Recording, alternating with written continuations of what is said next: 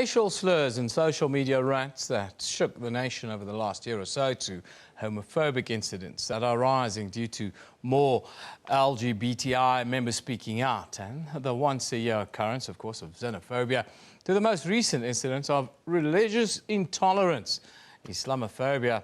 Are we as a society becoming intolerant of one another's differences? And how do we better promote this concept of Ubuntu in our nation?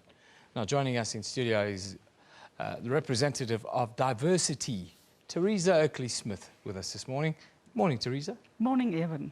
It seems every time I see you, it's the same old, same old. Well, it's the same old, but it has a different slant, as you indicated. The last time we spoke, the focus was very much on racial intolerance. And today, seemingly, the focus is on religious intolerance. But I think what we need to point out is that there's a degree of intersectionality among this. I think the religious intolerance that we see at the mosques in Simonstown and Colt Bay is not just about people being Muslim. It's also about them being poorer, being a different class, being perceived as black. So it's difficult to say this is specifically about religion. Is there an element of keeping them out in this scenario, do you think? You know, it's difficult to say for sure, but certainly it would seem that as South Africans, we find it very difficult to tolerate and live with people who are different to us.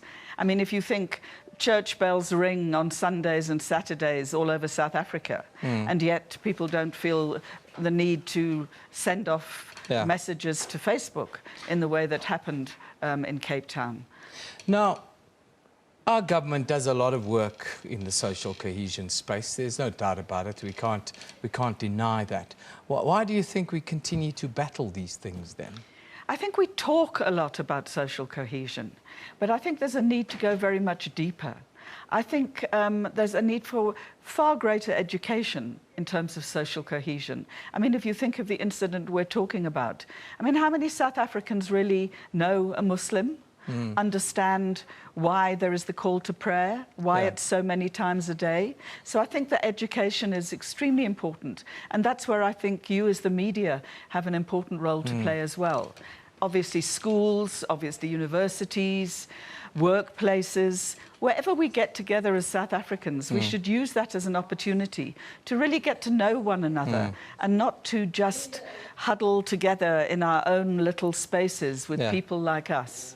That's the reason we live in the social media, in the time of social media. Whether that's a good or a bad thing, I'm not always convinced.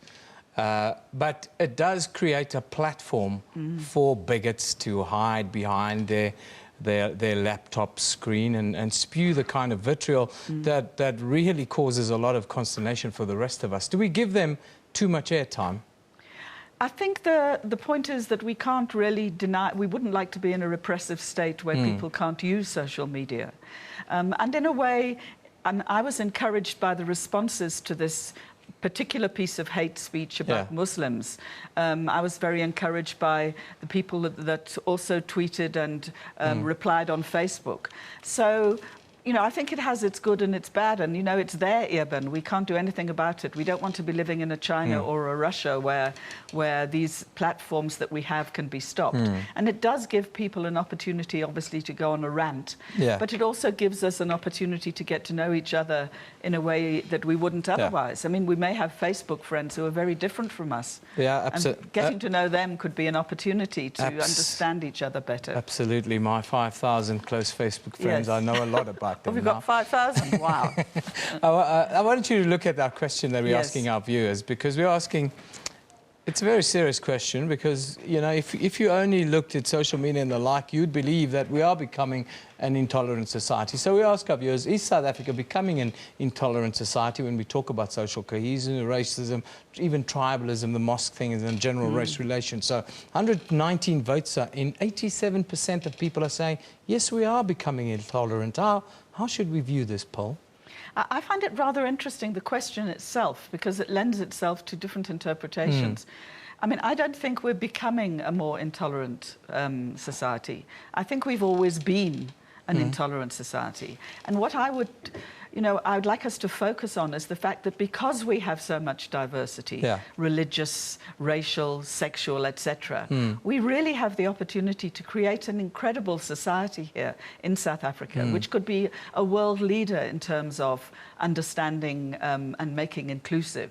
But at the moment, I mean, I think the way the question is phrased... We have somebody tweeted us in their live quickly while you're talking, and they agree with you. South Africa's never been a tolerant society to any culture, race or belief, period. It's just an illusion of togetherness. Yes, illusion of togetherness? Is that the dream? I think it goes back to that dream that I think everyone accepts is now fallacious, of us being a rainbow nation.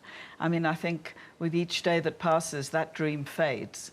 But I still think we have the potential.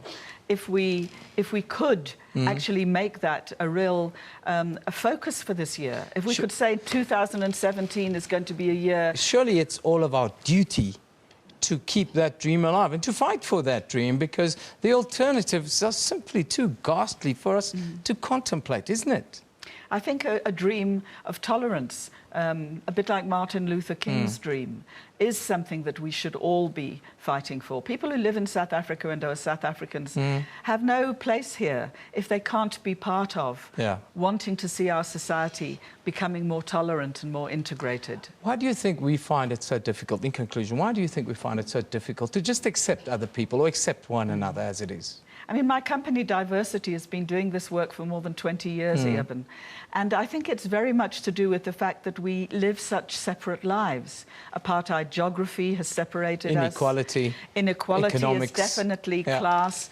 And I think that in the spaces where we do have an opportunity to integrate, like the workplace, for example, there need to be education programs to really help South Africans understand about one another. It should be part of our orientation in the workplace, I think, and it should be compulsory. And compulsory. And it should be ongoing. I mean, ongoing education, e-learning, helping us to know each other better. Teresa, thanks for coming in. It's always great to talk to you. You give us hope. You give us hope that, well, we can pull it off and keep it together. Teresa Oakley-Smith, she is, well, she's the boss at Diversity, and they always tell us that we can do it. We can be together. Well,